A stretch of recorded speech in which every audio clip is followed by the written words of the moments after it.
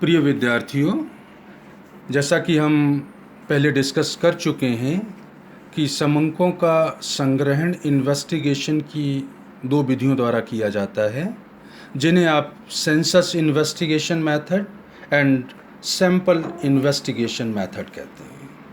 Census में आप जानते हैं सभी इकाइयों को एनालिसिस के लिए सम्मिलित किया जाता है, जबकि सैंपल मेथड में यूनिवर्स या समग्र में से कुछ इकाइयों का हम चयन करके फिर उनके आधार पर समस्या के समाधान के लिए एनालिसिस करते हैं। सैम्पलिंग के जो मेथड्स हैं उसके बारे में मैं आपसे डिस्कस कर चुका हूं। आप जानते हैं सविचार प्रतिचयन, डेलिबरेट सैम्पलिंग की बात की थी, रैंडम सैम्पलिंग जिसमें लॉटरी मेथड था, ड्रम को रोटेट करके नंबर निकालने की बात की थी, रैंडम नंबर्स की बात की गई है, and why systematic random sampling method की बात की गई थी। इसी तरह से एक सैम्पलिंग का और तरीका था जिसे आप मिक्स सैम्पलिंग कहते हैं। तो किसी भी समग्र या यूनिवर्स में से आप जो सैंपल लेते हैं एनालिसिस करने के लिए, उस सैंपल की साइज़ क्या हो, उसकी विश्वसनीयता, रिलायबिलिटी का टेस्ट कैसे किया जाए, सैंपल पर्याप्त प्रतिनिधित्व करता है या नहीं करता है, इन दो पॉइंट्स पे आज मैं आपसे डिस्कस करूँगा। तो आज का जो पॉइंट ऑफ डिस्कशन है हमारा, वो साइज़ ऑफ सैंपल, किस साइज़ का सैंपल लिया जाए, और दूसरा test of reliability of sample, sample में कितनी विश्वसनीयता है उसकी जांच कैसे की जाए, इसके बारे में बात करेंगे। तो पहला पॉइंट हमारा है साइज ऑफ सैंपल का, क्योंकि सैंपल का जो साइज है वो बहुत कुछ निश्चित करता है कि आप जो निष्कर्ष निकालेंगे वो यथार्थ के कितने करीब होंगे या उनमें कितनी विश्वसनीयता होगी। सामान्यतः हम जानते हैं कि सैंपल जितना बड़ा होता है वो उतना ही अधिक विश्वसनीय और यूनिवर्स का प्रतिनिधि माना जाता है। लेकिन अगर बहुत बड़ा यूनिवर्स है और सैंपल हम बहुत छोटा ले लें, तो उस सैंपल में जो यूनिवर्स या समग्र की विशेषताएं हैं वो सारी समाहित होंगी या नहीं होंगी, ये थोड़ा सा डाउटफुल रहता है। अतः ये कहा जाता है कि सैंपल का साइज़ यथोचित होना चाहिए। यथोचित से मतलब मेरा कि जब आप सैंपल का साइज़ लें तो हमें ध्यान रखना चाहिए कि यूनिवर्स या समग्र का आकार क्या है, यूनिवर्स में जो इकाइयां हैं वो कैसी हैं, उनकी प्रवृत्ति क्या है, मीन्स वो सजातीय हैं, एक जैसी हैं या विजातीय हैं, किस स्तर की शुद्धता की आप अपेक्षा करते हैं, आपने जो सैंपल चुना है वो चुनने का तरीका या विधि कौन सी थी, मीन्स डेलिबरेट सैम्पलिंग है या रैंडम है या मिक्स सैम्पलिंग है, किस तरह से आपने प्रतिनिधि इकाइयों का चयन किया है, और जो सूचना देने वाले हैं, जिन लोगों को सैंपल में आप ले रहे हैं उनसे आप सूचनाएं कलेक्ट करेंगे, तो उन लोगों की टेंडेंसी क्या है, उनकी एजुकेशन का लेवल क्या है, वो पर्याप्त सूचनाएं आपको दे पाएंगे या नहीं दे पाएंगे। इन सारे फैक्टर्स को कंसीडर करते हुए आपको अपने सैंपल का साइज निश्चित करना चाहिए। तो हम कह सकते हैं कि अगर यूनिवर्स बड़े आकार का है, काफ़ी बड़ी संख्या में इकाइयाँ यूनिवर्स में हैं, समग्र में हैं, और उनमें विविध गुण वाली इकाइयाँ हैं, एक जैसी नहीं हैं, और higher level of accuracy expected है, तो सैंपल का साइज़ फिर आपको बड़ा लेना पड़ेगा। और अगर यूनिवर्स छोटा है, एक जैसी इकाइयाँ ही हैं, तो सैंपल का साइज़ आप छोटा लेकर के भी एनालिसिस कर सकते हैं।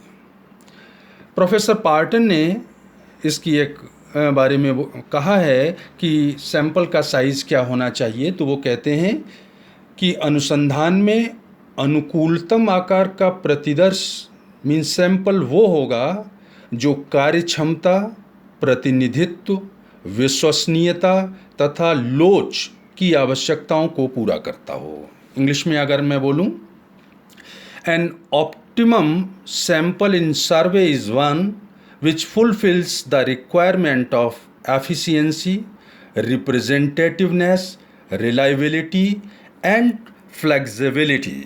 तो इस तरह समंक को सैंपल में जब आप इकाइयों को शामिल करते हैं तो मुझे ये ध्यान रखना पड़ेगा कि किस तरह का आकार है, किस तरह की एक्सपेक्टेड है एक्यूरेसी आपसे। इन सारी चीज़ों को समाहित करते हुए आप सैंपल का साइज़ फिक्स करेंगे। प्रोफेसर पार्टन ने सैंपल का साइज़ क्या हो उसके बारे में एक फार्मूला भी दिया है, वो मैं आप लोगों को बता रहा हूँ। दो पार्ट हैं इसमें, क्योंकि दो तरह के यूनिवर्स होते हैं, आप जानते होंगे।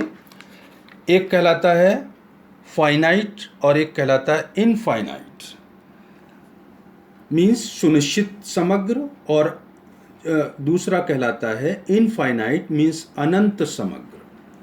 सुनिश्चित का मतलब जिस समग्र की इकाइयों की काउंटिंग की जा सकती है वो सुनिश्चित या फाइनाइट कहलाता है।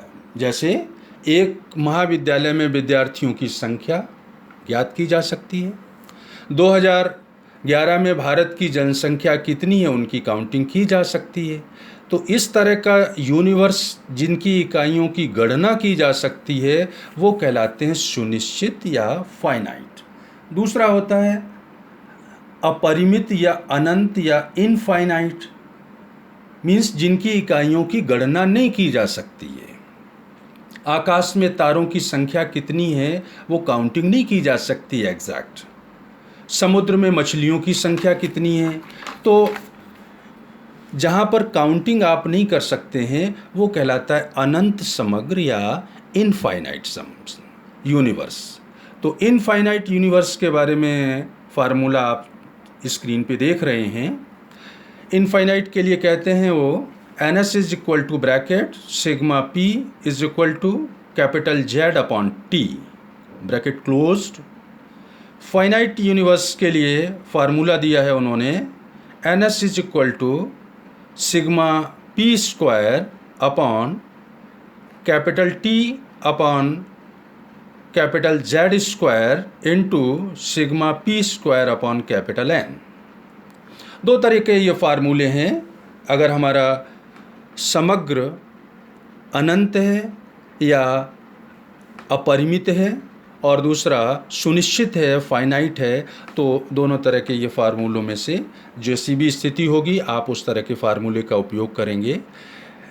इनमें जो आपने संकेताक्षर रूप काम में लिए हैं उनका मीनिंग आप स्क्रीन पे देख रहे होंगे। NS का मतलब होता है सैंपल में कितनी इकाइयों को सम्मिलित किया जाए, मीन्स सैंपल का साइज क्या रखा जाए। सिग्मा P का मतलब होता है समग्र का प्रमाप विचलन, मीन्स पूरे यूनिवर्स का प्रमाप विचलन क्या है वो सिग्मा P कहलाएगा।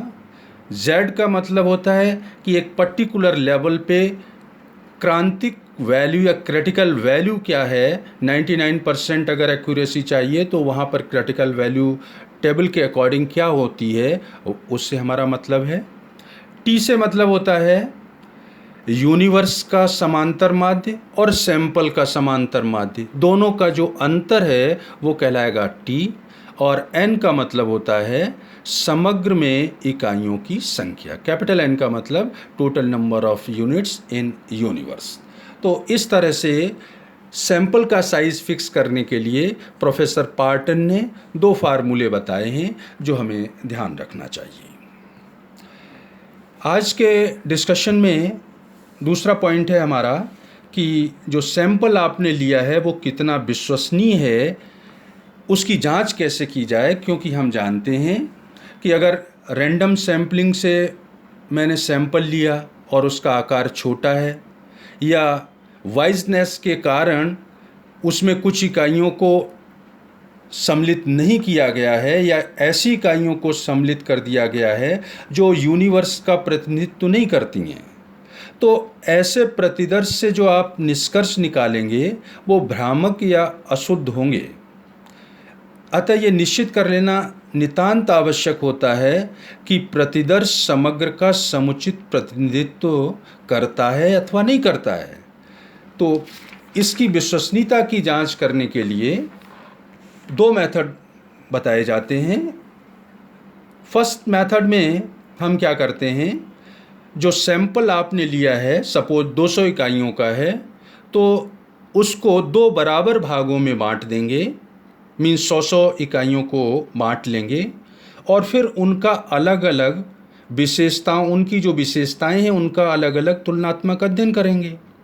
यदि इन दोनों भागों की विशेषताओं में समानता पाई जाए तो हम कहेंगे कि सैंपल विश्वसनीय है और समग्र का ये प्रतिनिधित्व करता है। इसे कहते हैं स्थायित्व परीक्षण, स्टेबिलिटी टेस्ट। दूसरा मेथड होता है रिलायबिलिटी टेस्ट के लिए कि आपने जो यूनिवर्स में से सैंपल लिया है वो तो ठीक है, हम क्या करेंगे, यूनिवर्स में से जो आपका यूनिवर्स है उसमें उसी रीति से पहले वाले साइज का एक और सैंपल लेंगे और फिर उसके परिणामों को निकाल के दोनों सैंपल्स के परिणामों की आपस में तुलनात्मक स्टडी करेंगे। अगर परिणामों में समानता पाई जाए तो हम कहेंगे कि प्रतिदर्श विश्वसनीय है।